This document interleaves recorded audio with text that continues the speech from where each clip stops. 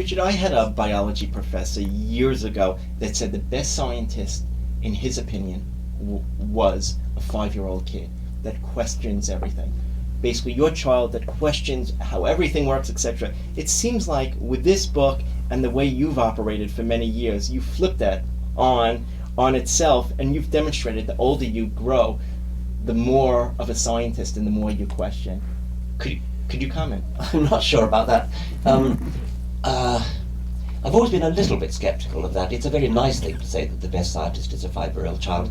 And the reason we think that is that the child always says why.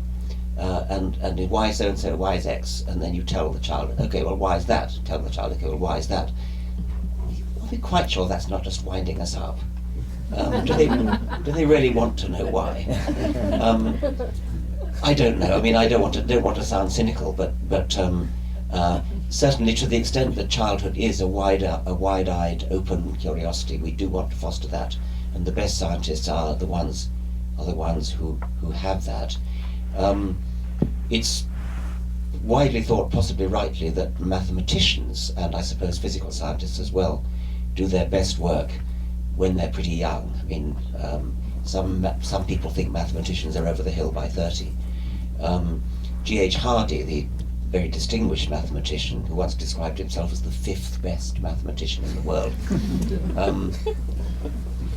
wrote a rather sad book, I think in his 60s, when he thought that he was over the hill. But I think he